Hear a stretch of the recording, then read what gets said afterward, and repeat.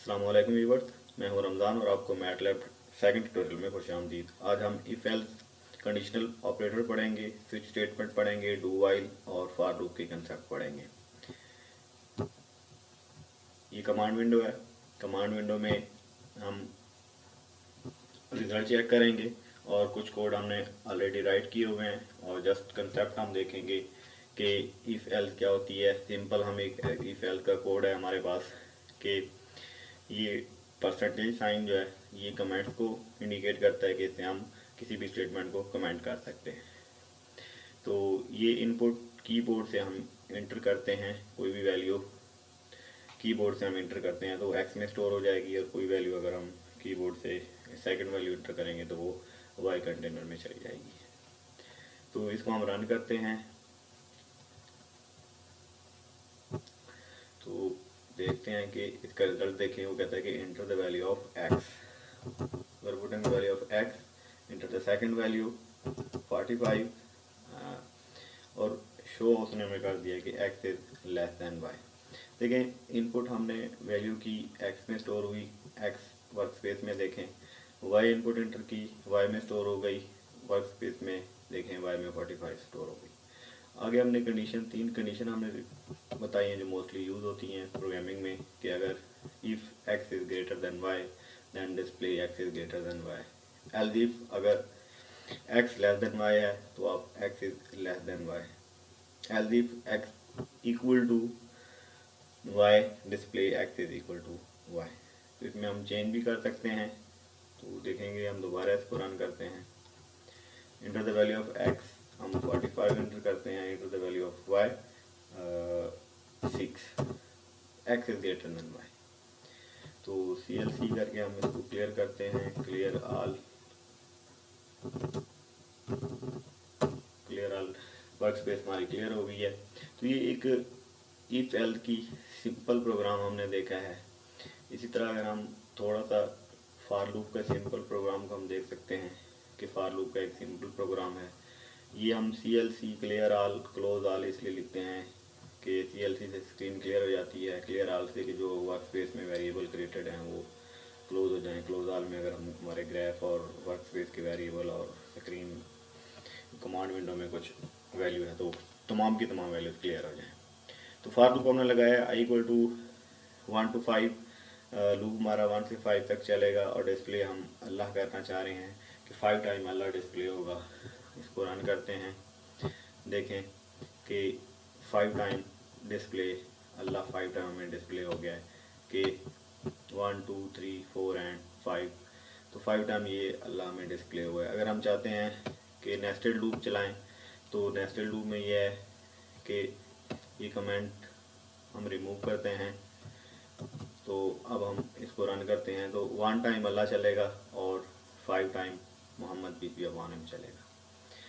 तो इसको रन करते हैं, देखें हमारे पास इस कोड में अल्लाह 1 टाइम, उसके बाद मोहम्मद, उसके बाद अल्लाह मोहम्मद 5 टाइम, अल्लाह मोहम्मद 5 टाइम। तो ये टोटल 5 इंटू 5 25 टाइम, मतलब कि ये वैल्यूज आई है हमारे पास कि 1 टाइम अल्लाह 5 टाइम मोहम्मद, फिर 1 टाइम अल्लाह 5 टाइम मोहम्मद। तो ये एक लूप ये 5 टाइम चलेगा इनर लूप, और आउटर लूप 1 टाइम चलेगा।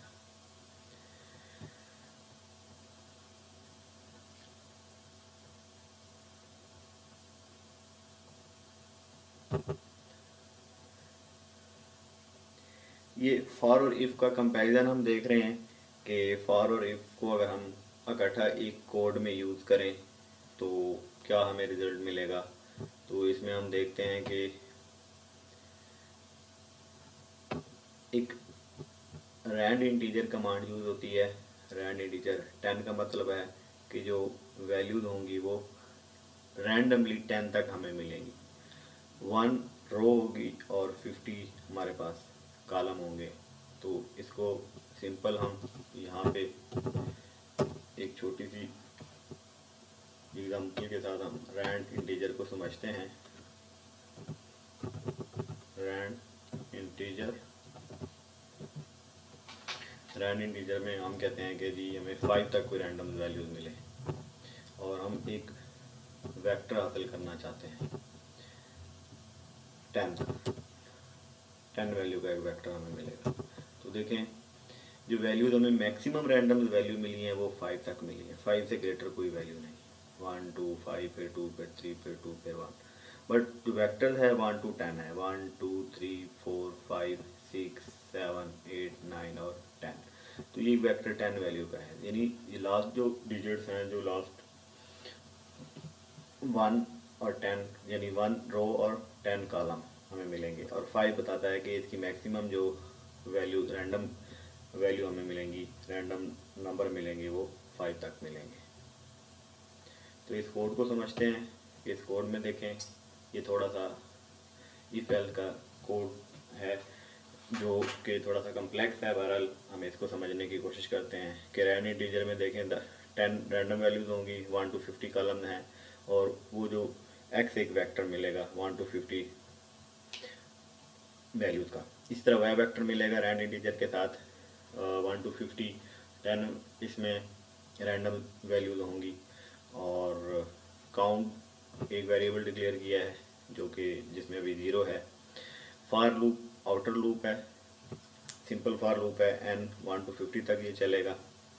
और इफ अब यहाँ पे देखें x ऑफ n का मतलब है कि n 50 तक चलेगा और x of n mean n1 x of यानी पहली इंडेक्स पे x वेक्टर है जिसके पहले इंडेक्स पे जो वैल्यू होगी वो ग्रेटर होगी y ऑफ n यानी y वेक्टर के पहले इंडेक्स की वैल्यू पे। तो अब ये कंडीशन अगर इफ़ की ट्रू होगी तो इसका इफ़ का जो नीचे वाला ब्लॉक है वो रन करेगा। अब यहाँ ये क्या है कि z1, n का मतलब है कि 1, n यानी 1 से n तक ये z एक वेक्टर वैल्यू को रिप्रेजेंट कर रहा है। तो x ऑफ n का मतलब है कि x ऑफ n जब n इक्वल टू 1 होगा तो x of 1 greater than y of 1 z1, 1 z की 1 1 वैल्यू के ऊपर z की 1 1 लोकेशन के ऊपर वैल्यू होगी x ऑफ 1 1 अगर ये कंडीशन इफ की ट्रू होगी। तो if z of n not equal to 0, अगर जो वैल्यू हमें z वेक्टर की मिली है, तमाम वेक्टर हमें z का मिला है, तो वो अगर नॉट इक्वल टू 0 है तो तब क्या होगा कि काउंटर हमने लगाया हुआ है जो कि काउंट करेगा कि कितनी वैल्यूज हैं जो नॉट इक्वल टू 0 हैं या ग्रेटर देन 0 हैं, वो नंबर टोटल हमें मिल जाएंगे और डिस्प्ले काउंट हम इसको करवा देंगे। तो इसको भी हम रन करके देखते हैं।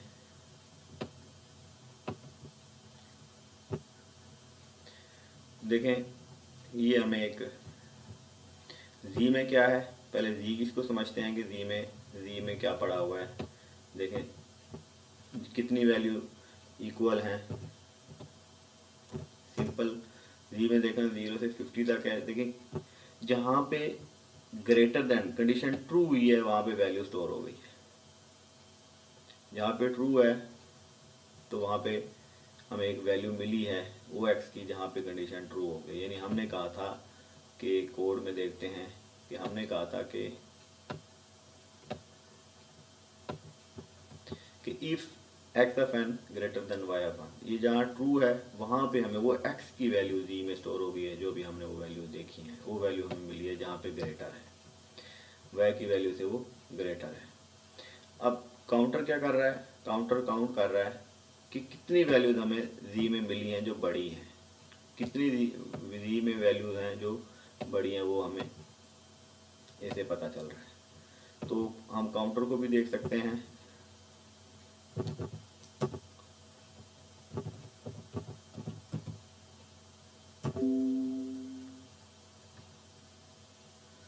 काउंट COUNT काउंट में हम देखते हैं कि 26 वैल्यूज हैं जो x की वजह से बड़ी हैं, वो हमें शो हो गई। तो इसके सिंपल हम एक कंसेप्ट को मज़ीद क्लियर करते हैं कि देखें रैंड इंटीजर को हमने देखा, अभी एक फॉर लूप है जिससे हम एक मैट्रिक्स क्लियर करते हैं, मैट्रिक्स एक बनाते हैं फॉर लूप से।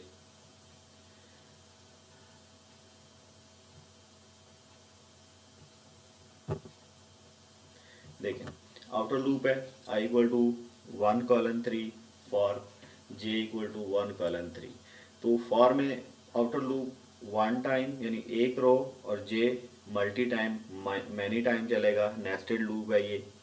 तो one row 3 value, second row 3 value and third row 3 value. तो 3x3 का हम एक मैट्रिक्स बनाएंगे और ए आई जे का मतलब है कि आई रो को रिप्रेजेंट कर रही है और जे जो है वो कॉलम को रिप्रेजेंट कर रहा है। तो इसको हम रन करते हैं तो देखें वो कहता है इंटर वैल्यू ऑफ मैट्रिक्स।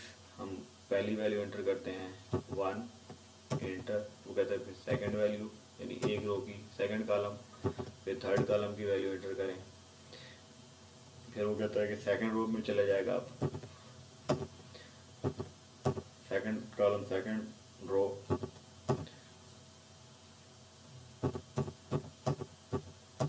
देखें ये अब हमें एक मैट्रिक्स मिल गया है। ये 3x3 का हमें मैट्रिक्स मिला है। तो इसको दोबारा भी हम रन करके इस मैट्रिक्स को अमेंड कर सकते हैं। जब हम इसको दोबारा रन करेंगे देखें मैट्रिक्स हमें अमेंड होता हुआ नजर आएगा। इसको रन करते हैं तो अब इस मैट्रिक्स को देखते जाएं आप। ये मैट्रिक्स में अगर मैं 2 पुट कर रहा हूँ, ठीक है, इंटर प्रेस करूँगा, देखिए 1 की जगह 2 आ गया है। इस 2 की जगह मैं अब 8 पुट कर रहा हूँ, देखें 8 हो गया। इस 3 की जगह मैं चाहता हूँ 9 हो जाए तो देखिए 9 हो गया। 5 की जगह मैं चाहता हूँ कि 8 हो जाए तो 8 हो गया। नेक्स्ट 5 की जगह मैं चाहता हूँ कि 10 हो जाए, 10 हो गया। 5 की जगह 25, इसी तरह नेक्स्ट 5 की जगह 85, इसी तरह 15 की जगह 10 और 5 की जगह हम 9 पुट करना है। देखें कि नया मैट्रिक्स हमें ऑब्टेन हुआ है। तो इसी तरह हम मतलब कि एक मैट्रिक्स फॉर लूप की मदद से हमने एक मैट्रिक्स क्रिएट किया है। और अब हम स्विच स्टेटमेंट्स को पढ़ते हैं कि स्विच स्टेटमेंट्स किस तरह वर्क करती है। स्विच स्टेटमेंट में पहले हम इंटीजर को देखते हैं कि वो CLC, clear all, close all, ये सब में यूज़ होता है।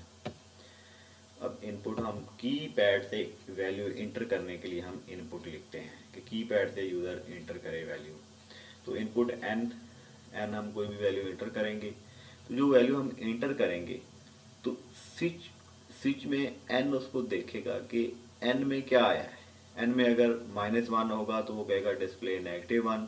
n की जगह अगर हम 0 पुट करेंगे तो वो डिस्प्ले करेगा 0। और ये केस को ऑब्जर्व करेगा। केस ऑब्जर्व करता है कि स्विच के जो वेरिएबल है उस वेरिएबल में क्या वैल्यू आई है, तो उसको कंपैरिजन करता है। कंपैरिजन करने के बाद वो डिस्प्ले कराता है। तो इसको हम अदरवाइज अगर -1, 0 और 1 के अलावा अदरवाइज कोई और वैल्यू अगर हम पुट करते हैं तो वो शो करेगा कि अदर वैल्यू आपने पुट की है। जो हम यहाँ पे रिप्रेजेंट करेंगे, लिखेंगे, कोड के अंदर डिफाइन करेंगे, वही चीज़ हमें सिर्फ शो होगी। तो इसको हम रन करते हैं, देखते हैं। तो देखें अभी हम इसमें कहता है इंटर अ नंबर, मैं -1 पुट लिख देता हूँ। देखो कहता है -1 आ गया आपके पास। तो अगर मैं 0 को अगर दोबारा इसको रन करता हूँ, मैं 0 पुट कर देता हूँ इसमें, तो वो कहेगा जी आपने 0 एंटर किया है। तो अगर दोबारा रन करके मैं इसको इसमें 1 पुट करता हूँ तो वो कहेगा जी +1 आपने पुट की। अगर इन तीन केस की जो 3 वैल्यूज़ हैं, -1, 0, केस की 1 वैल्यू, इसके अलावा कोई और वैल्यू पुट करते हैं। इसके अलावा मैं सपोज इसको दोबारा रन करता हूँ और इसकी वैल्यू मैं पुट करता हूँ 9। तो कहता है जी आपने वो जो 3 वैल्यू डिफाइन की हैं केस में, उसके अलावा वैल्यू पुट की है, अदर वैल्यू है आपकी। तो ये हमने इंटीजर के ऊपर वर्कआउट किया है। लेकिन अभी हम अगर स्ट्रिंग में क्या होगा कि स्ट्रिंग में हम स्ट्रिंग डिफाइन करेंगे। इनपुट से हम कोई वैल्यू इंटर करेंगे, यानी ऐड हम चाहते हैं कि जी हम ऐड इंटर करें तो ऐड ऑपरेशन करे केस। और अगर हम x - y करें तो सब्ट्रैक्शन ऑपरेशन हो। अगर हम x / y करें तो डिवीजन ऑपरेशन हो। और अगर मल्टीप्लाई हम चाहते हैं तो वो मल्टीप्लाई करें। तो ये इस कोड को थोड़ा सा एक्सप्लेन करते हैं, फिर इसको रन करेंगे। क्योंकि कहते हैं इनपुट जब हम इंटर करेंगे फर्स्ट वैल्यू तो x में स्टोर हो जाएगी, वो स्ट्रिंग होगी। मतलब कि इसी तरह अगर हम सेकंड वैल्यू इंटर करेंगे वाई, तो वो वैल्यू होगी जो हम इंटर कर, जिससे हम ऑपरेशन करवाना चाह रहे हैं, यानी एक्स प्लस वाई करना चाह रहे हैं, एक्स माइनस वाई, जो एक्स और वाई में जो भी वैल्यू होंगी तो उस ऑपरेटर, जो भी हम ऑपरेटर यूज़ करेंगे तो उसके मुताबिक वो वर्कआउट करेंगे। अब कहते हैं इनपुट इंटर अरिथमेटिक ऑपरेशन, मतलब कि अगर हम कोई ऑपरेशन क्या करवाना चाह रहे हैं, एडिशन करवाना चाह रहे हैं, सब्ट्रैक्शन करवाना चाह रहे हैं, मल्टीप्लिकेशन, कौन सा ऑपरेशन करवाना चाह रहे हैं इनपुट, तो ऑपरेटर यहाँ पे पास होगा, स्विच को मिलेगा, स्विच में केस ऑब्जर्व करेगा कि जिस स्विच में जो वेरिएबल डिफाइन हमने किया हुआ है ऑपरेटर में क्या चीज़ है, ऐड आया है, अगर ऐड है तो एडिशन का फंक्शन करेगा, केस जिसमें हमने केस का जो ब्लॉक है, ब्लॉक ऑफ कोड है, ये फंक्शन करेगा। अगर हम चाहते हैं, अगर वो कहता है कि जी सब्ट्रैक्शन का ऑपरेशन करें, तो ये सब्ट्रैक्शन कोड, ये सब्ट्रैक्शन का ऑपरेशन करेगा, जिसमें डिस्प्ले भी कराएगा कि सब्ट्रैक्शन ऑपरेशन है, और उसका रिजल्ट हमें आउटपुट में दिखा देगा, यानी डिस्प्ले कर देगा रिजल्ट। डिवीजन है तो केस में डिवीजन के अंदर हमने डिफाइन किया हुआ है कि x divided by y output, और आउटपुट हम के थ्रू डिस्प्ले शो करवा रहे हैं कि वो आउटपुट हमें डिस्प्ले हो। इसी तरह, और ये देखें, ये कोड के अंदर हमने मल्टीप्लाई, डिवीजन और ये केस को डिफाइन किया हुआ है, ये शो करता है कि ये हम कोई वेरिएबल जो है हमारा है ऑपरेटर, इसमें कोई स्ट्रिंग पास कर रहे हैं, वो स्ट्रिंग मिल रही है इसको। तो इसको रन करते हैं, मजीद आपको ये कोड क्लियर होगा। वो कहते हैं फर्स्ट वैल्यू इंटर करें जिनको हम ऑपरेशन करना है, सपोज हम कहते हैं 45 फर्स्ट वैल्यू है, सेकेंड वैल्यू 15 है। तो अब अरिथमेटिक ऑपरेशन हम क्या करवाना चाह रहे हैं, अरिथमेटिक ऑपरेशन मैं कहता हूँ जी ऐड करें, ठीक है। देखिए वो ऐड उसने कर दी है, ठीक है। एक्स में 45 पड़ा हुआ है, वर्क स्पेस में देखें वाई में 15 है, तो जब हमने ऑपरेटर खुद सिलेक्ट किया है ऐड, तो उसने एडिशन किया है और आउटपुट हमें 60 मिल गया। दोबारा हम इसको रन करके ऑपरेटर चेंज कर लेते हैं, वैल्यू भी चेंज करते हैं। देखिए हम कहते हैं जी इंटर फर्स्ट वैल्यू हम 14 इंटर करते हैं, सेकंड वैल्यू हम 25 इंटर करते हैं। तो ऑपरेटर अब हम मल्टीप्लाई का कर लेते हैं। मल्टीप्लाई का हमने जो ऑपरेटर हम डिफाइन करेंगे वही है, हमने मल्टीप्लाई के लिए यहाँ पे एम यू एल डिफाइन किया हुआ है, तो हम यहाँ पे एम यू एल ही लिखेंगे कोड के अंदर। तो इंटर करेंगे तो देखें मल्टीप्लाई किया उसने 14 इंटू 25 350। तो इस तरह तमाम के तमाम ऑपरेटर को ये कोड आप राइट करके तमाम के तमाम ऑपरेटर को, अगर इसके अलावा कोई अगर ऑपरेटर आप इंटर करेंगे तो वो बताएगा जी आपने ऑपरेशन गलत इंटर किया। इसको रन करके हम डिफ़ॉल्ट पे या अदरवाइज पे हम देखते हैं, अगर यहाँ पे वो कहता है फर्स्ट वैल्यू इंटर करें, मैं सेकंड वैल्यू इंटर करें और अरिथमेटिक ऑपरेशन इंटर करें, तो अरिथमेटिक ऑपरेशन में यहाँ पे कोई भी इंटर कर रहा हूँ तो कहता है जी आपने कोई अदर ऑपरेशन सिलेक्ट किया है। तो इस तरह हम मतलब कि एक स्विच स्टेटमेंट के थ्रू इफ एल्स करने की बजाय हम सिंपल एक वेरिएबल डिफाइन करते हैं और उस वेरिएबल में हम वैल्यू पास करते हैं, ऐड, सब्ट्रैक्ट, मल्टीप्लाई, डिवाइड, और ये जो भी हम डिफाइन किया है, ठीक है। जो भी इसमें कंडीशन ट्रू होगी, डेव मिलेगा तो डेव वाली पूरा ब्लॉक ऑफ कोड एग्जीक्यूट करेगा, अगर उसको सब्ट्रैक्ट मिलेगा तो सब्ट्रैक्ट का ब्लॉक ऑफ कोड एग्जीक्यूट करेगा, और इसी तरह अगर उसको ऐड की स्ट्रिंग मिली है तो वो ऐड का ब्लॉक ऑफ कोड एग्जीक्यूट करेगा। तो बारी बारी वो सबको ऑब्जर्व करेगा, जो अगर उसको मिला है, जो चीज़ हमने डिफाइन की है उसके मुताबिक उसको एग्जीक्यूट करेगा। तो सी यू इन नेक्स्ट लेक्चर इंशाल्लाह मिलते हैं। ओके, अल्लाह हाफिज़।